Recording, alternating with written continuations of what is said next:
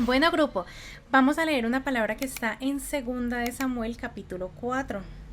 En casa, vuelvan y busquen esta palabra, oren a Dios y miren qué más les dice el Señor a través de ella. Segunda de Samuel, capítulo 4. Miren cómo empieza diciendo: Luego que oyó el hijo de Saúl que Abner había sido muerto en Hebrón, las manos se le debilitaron y fue atemorizado todo Israel.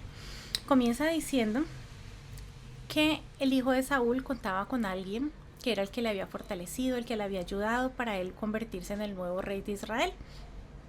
Les coloco en contexto. Resulta que Isboset, que es el hijo de Saúl del que estamos hablando, había atravesado por diferentes situaciones bastante complejas.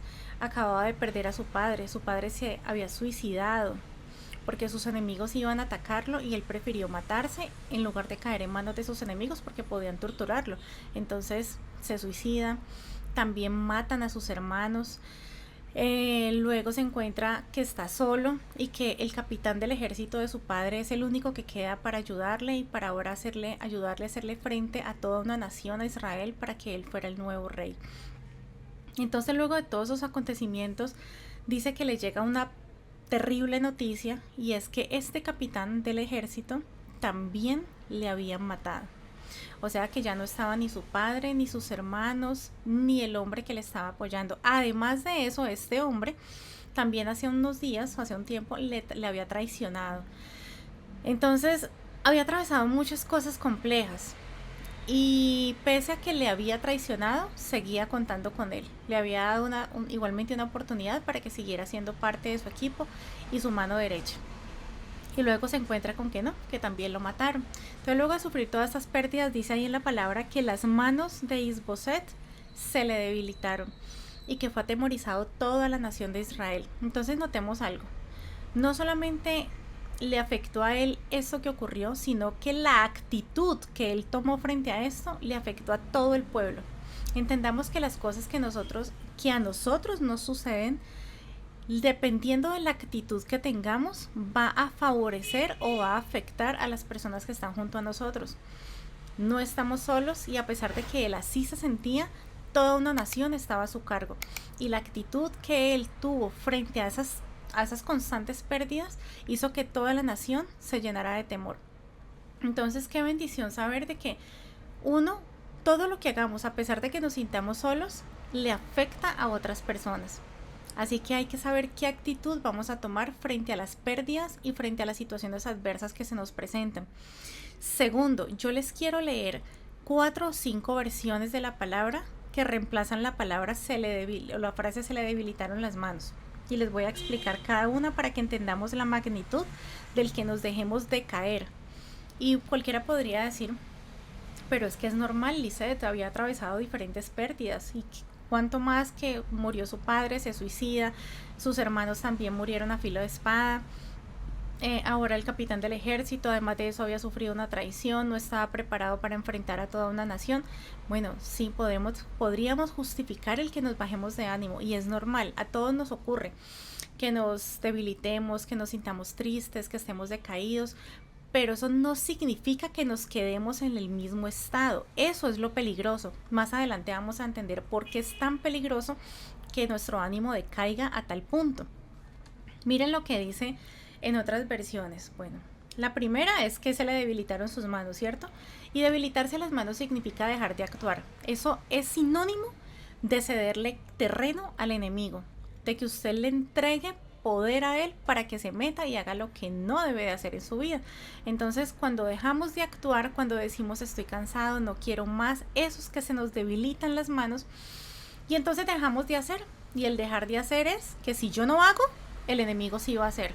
Que si usted no dice manos a la obra, me levanto, me sacudo y sigo adelante, el enemigo dice yo sí me levanto, me sacudo y agarro y tomo en posesión mía lo que no me pertenece. Entonces usted no tiene por qué cederle campo al enemigo, ni en su salud, ni en sus finanzas, ni en su trabajo, ni en su familia, ni en su área personal. En ningún área tiene por qué cederle campo. Usted necesita levantarse y cobrar fuerza y poner manos a la obra. Nunca permitir que sus manos se le debiliten, como pasó con Isboset. Más adelante vamos a ver qué sucede con este hombre. En la otra versión que les cuento, dice se acobardó. Y acobardarse es no hacer frente a lo que tenemos que hacerle. El hecho de que nosotros digamos, voy a huir, no voy a hacer nada frente a esa situación, siento que no soy capaz, que no puedo, no significa que la situación deje de existir y que las cosas le vayan a dejar de afectar. No significa que el mundo siga corriendo, siga avanzando y que eso vaya en contra suya. Entonces, jamás se acobarde. Claramente dice en la palabra, a todo puedo hacerle frente, pues Cristo me da el poder para hacerlo. También hay otros mensajes en la palabra donde Dios dice que el perfecto amor echa fuera el temor, que el temor nos paraliza, que no nos podemos acobardar. Entonces es importante cobrar esa valentía, saber que es Dios quien va delante de nosotros y que no nos es permitido. Tengamos muy en mente esto, que se nos debiliten las manos, es decir, que dejemos de actuar. Segundo, acobardarnos. Ahora que les hablo de que se nos debiliten las manos, recuerdo a una persona que quisimos muchísimo y cuando esa persona empieza a sufrir de demencia senil,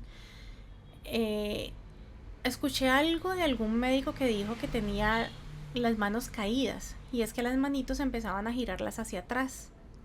Entonces la persona deja de tener su mismo comportamiento, deja de actuar de la misma manera, de luchar, de hacer, y de alguna manera es muy representativo eso de que las manitos ya al bajarlas no las coloquemos hacia las piernas, sino que la persona cuando empieza a sufrir de este deterioro cerebral o mental se le vayan hacia atrás y es algo que le llaman manos caídas.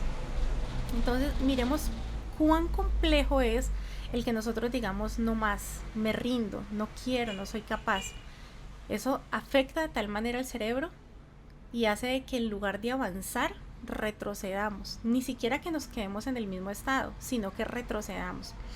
Entonces, miramos la tercera forma en la que otras versiones de la Biblia llaman a lo que le pasó a Isboset. Dice, y se preocupó. Ustedes recuerdan en Filipenses 4:6 cuando dice Dios, no os preocupéis ni os afanéis por nada. Pues resulta que Isboset se llenó de preocupación y al estar tan preocupado, la creatividad deja de fluir. Ya no somos capaces de innovar, de hacer cosas diferentes, sino que nos encerramos en lo mismo. Nos saturamos a tal punto cuando nos preocupamos que la mente se satura y deja de fluir el que podamos hacer algo diferente, que podamos hacer cosas nuevas. Entonces, cuando Dios dice en la palabra, no os preocupéis ni os afanéis por nada, significa, si usted entra en ese estado de estrés y de preocupación, ya no va a visualizar, ya no va a tener en mente la visión de Dios, la visión que el Señor le ha entregado para su vida, ni la proyección hacia sus sueños, sino que lo que va a estar visualizando es el escenario más terrible. Entonces empezamos a terribilizar y empezamos a magnificar las cosas, a hacerlas más difíciles. Así que no se permita entrar en preocupación cuando se sienta preocupado, angustiado por algo. Recuerde que el Señor le dijo, no os preocupéis por nada. Y cuando Dios le da esta orden es porque nada en este mundo merece el que usted se cargue, se preocupe y se angustie. Absolutamente nada. Luego por acá en la otra versión nos faltan dos. Una es perdió el ánimo. Cuando leí que decía Isboset perdió el ánimo, entonces recordaba que en Ageo, en Esdras, en Crónicas, en Salmos y en muchos otros libros, Dios dice en su palabra, cobrad ánimo y poned manos a la obra. Ármense de valor y de fuerza y pongan manos a la obra. Cobren ánimo. Dios una y otra vez repite en su palabra que cobremos ánimo. Ustedes recuerdan que yo les dije al inicio que la actitud que Isboset había tomado frente a todas las pérdidas y lo que estaba viviendo, frente a esa noticia de que el único que quedaba que le respaldaba también lo habían matado, hizo que decayera en gran medida. Pues entonces la actitud con la que nosotros estamos enfrentando los problemas, los desafíos y la vida significa si realmente voy a poder avanzar y si realmente los que están a mi alrededor van también a avanzar y a crecer, o por el contrario se van a llenar de temor y va a entrar en desequilibrio todo lo que está a nuestro alrededor. Es bastante complejo. Miren lo que pasa a continuación. Dice aquí, En la última versión, se le quitaron las ganas de pelear. Hace un tiempo yo escuché a una persona que trabaja con nosotros, bueno, que presta servicios contables. Esta persona me decía un día, Lisette, a mí ya se me da por nada todo. O sea, si mis hijos me dicen una cosa o si mi pareja me dice otra, a mí no me importa. O sea, yo ya como que me dejé en ese aspecto. Entonces yo le decía, bueno, pues por un lado está mejor porque no permitís que las cosas se afecten. Pero ella decía, pero sí sabes también que eso significa que es un estado depresivo. O sea, ya ella misma se había analizado y sabía que esto no era una opción de que no voy a dejar que las cosas me afecten. Es muy diferente que yo diga no permito que nada me afecte y que me dañe, sino que tomo manos a la obra, continúo, sigo, avanzo. Y otra cosa muy diferente es que yo me rinda, que me deje y que ya no quiera hacer nada, que ya no quiera seguir peleando o luchando. Miren, yo les he dicho que David fue un hombre conforme al corazón de Dios, eso lo hemos escuchado muchas veces. Y cuando estudiamos la vida de David, que de hecho ya les he dado varias prédicas acerca de él, dice su palabra que David atravesó tantas batallas y no era un mal hombre, era incluso el ungido de Dios, a quien Dios había llamado para que fuera el soberano sobre su pueblo. Y aún así atravesaba tantas cosas y no estaba terminando una y ya se estaba metiendo en la otra. Sufría persecución, anduvo en desiertos. Y no solamente David, los grandes hombres de Dios, si vamos a la palabra y leemos sus historias, también atravesaban tantas situaciones complejas. ¿Y cuál fue la clave del éxito de estas personas? ¿Y por qué aún son nombrados y por qué aún seguimos aprendiendo de ellos? Porque su actitud de vida fue que nunca dejaron de pelear. Nunca permitieron que sus manos se debilitaran, a pesar de que en cualquier momento, como humanos que eran y como somos humanos nosotros, se debilitaron por un momento, pero volvieron y cobraron fuerzas. Su ánimo volvió a levantarse. Entonces es importante que usted y yo entendamos que no nos es permitido quedarnos en el desánimo, ni quedarnos en la cobardía, en decir que no somos capaces, en preocuparnos, que sea un estado por unos segundos, por un momento, pero vuelva y levántese y cambie de actitud de vida. Y ahora le voy a explicar por qué.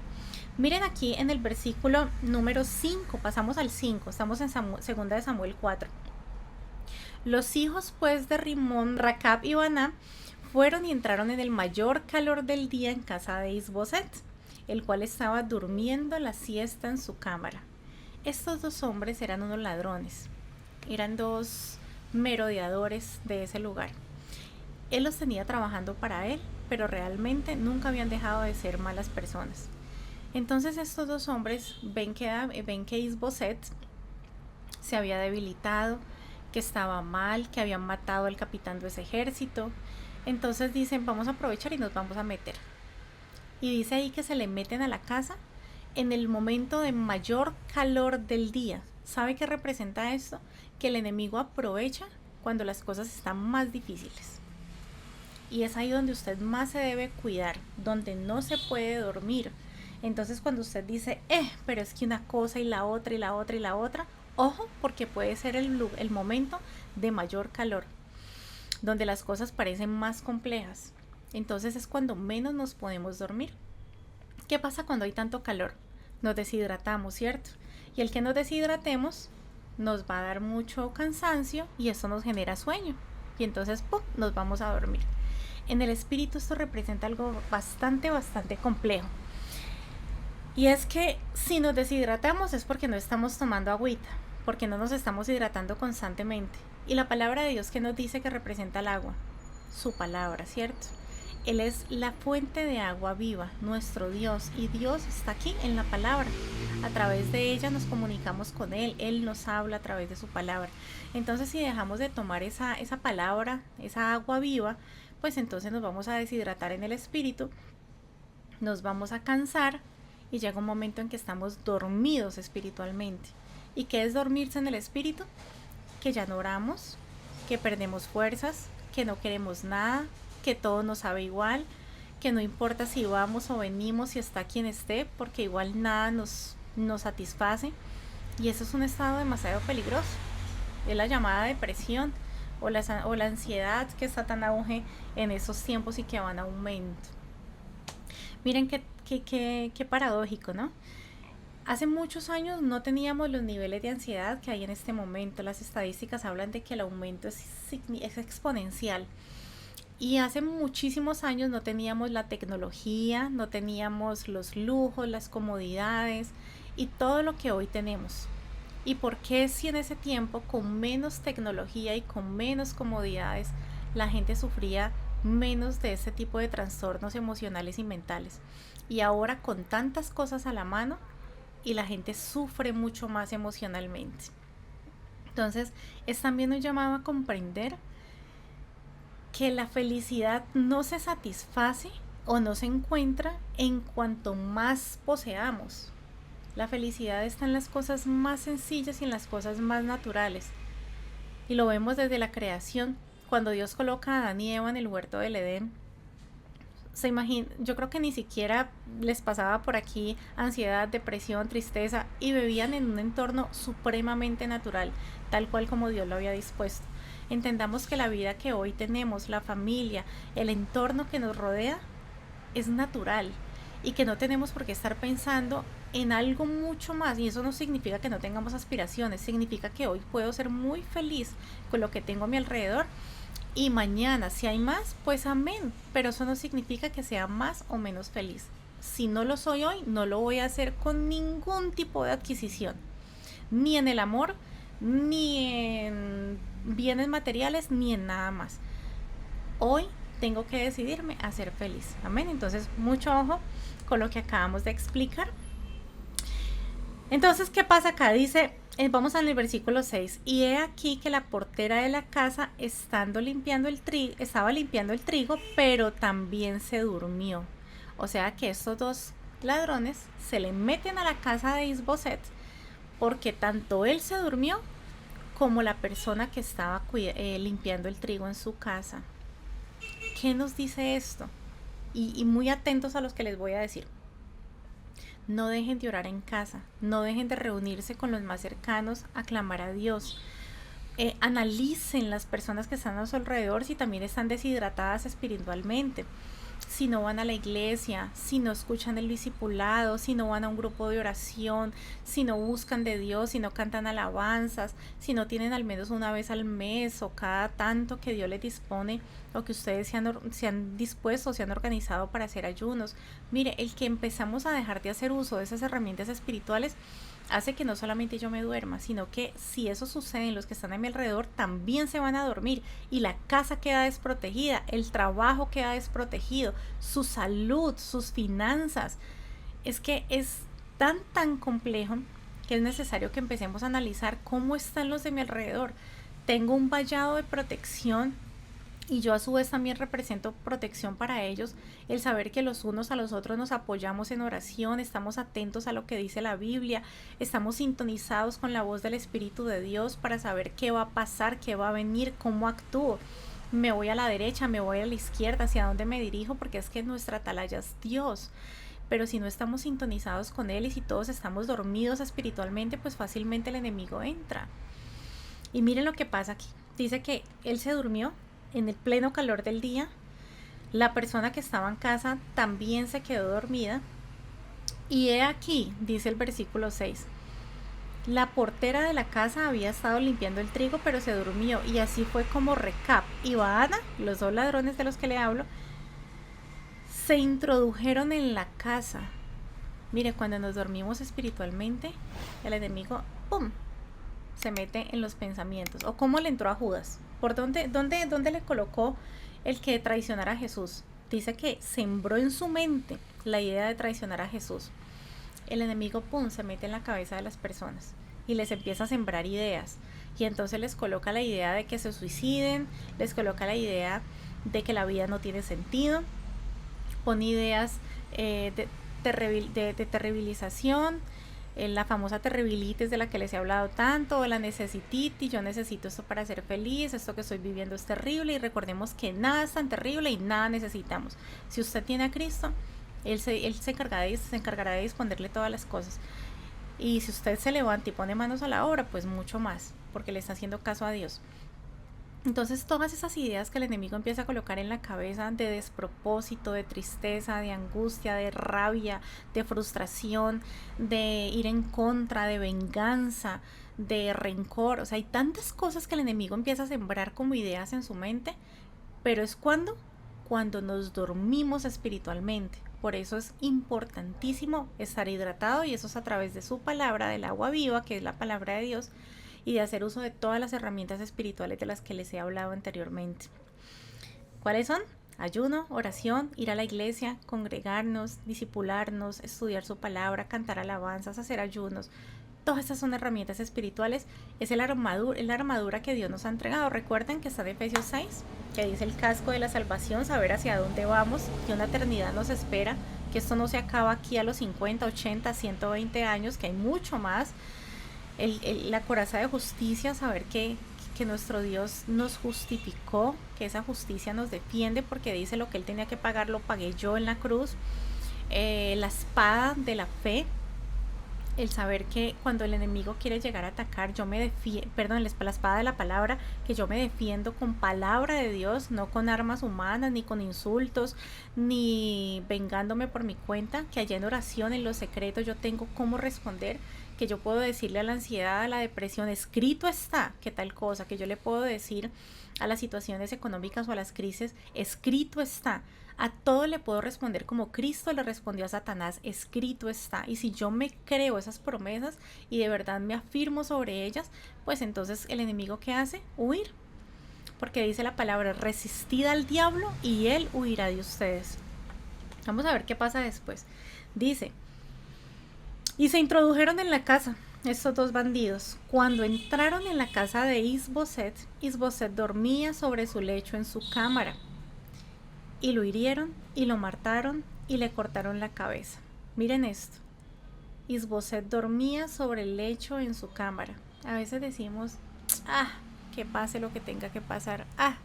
Yo ya estoy cansado. Yo como que ya no quiero. Y entonces el hecho de que nos durmamos en el espíritu y que digamos, ya no más, ya no quiero, no voy a hacer, no voy a ir, no voy a venir, que pase lo que tenga que pasar, pues eso lo que está diciendo es, tenga las puertas abiertas y entre y haga lo que quiera hacer. Y el enemigo solamente vino a tres cosas, dice en Juan 10:10, a robar, a matar y a destruir. ¿Y qué le hicieron a Isboset? Les repito, y lo hirieron y lo mataron y le cortaron la cabeza, y habiéndola tomado caminaron toda la noche por el camino del Arabá. O sea, cogieron la cabeza de Isboset y se la llevaron como un trofeo por todo el camino hasta donde iban a ir, para los planes que tenían, por lo cual lo habían matado. Entonces, ¿qué es lo que quiere el enemigo? Cuando la persona cede espacio, cuando se duerme espiritualmente, el enemigo va a llegar a matar, robar y destruir. ¿A matar qué? Y ha matado cantidad de familias, destruye matrimonios, destruye parejas, destruye amistades, mata aún físicamente a través de enfermedades. Mire, la palabra de Dios dice, al enfermo su buen ánimo lo levantará, pero al de ánimo caído, ¿quién podrá levantarle? Recuerdan que el título de la enseñanza de hoy del discipulado es, o era, no dejes de caer tu ánimo, porque cuando dejamos de caer el ánimo, ¿qué dice la palabra? Al de ánimo caído, ¿quién lo levantará? Como quien dice, Dios dispone muchísimas cosas, pero depende de quién, de nosotros, de qué actitud tomamos. Es tan peligroso que, les repito, no nos podemos permitir. ¿Cuáles fueron las 6 versiones que les leí al inicio? Que no se nos debiliten nuestras manos. Hay que gestionar, hay que hacer, hay que actuar. Cuando usted se note dejando de hacer, póngase a orar y entre en esa intimidad con Dios y dígale, Señor, entiendo lo que tú un día me enseñaste y no me puedo dejar debilitar mis manos, tengo que poner manos a la obra. Segundo, no nos podemos permitir acobardarnos, preocuparnos, perder el ánimo. ¿Y cuáles fueron las otras 2 que les dije al inicio? Quitar o que perdamos las ganas de pelear. Dejar de pelear o que se nos quiten las ganas de pelear, perder el ánimo, preocuparnos atemorizarnos, ni acobardarnos, ni debilitarnos las manos. Ahí están las 6. Recordemos esas 6 palabras. No nos podemos permitir esto, porque cuando lo hacemos, ¿qué pasa? Cedemos espacio a quien solo vino a robar, matar y destruir. Pero ahí también en ese mismo versículo dice, pero yo, dice Jesús, he venido a darles vida y vida en abundancia. Y porque Cristo nos ha venido a dar vida y vida en abundancia, hoy nos está hablando a través de esta palabra.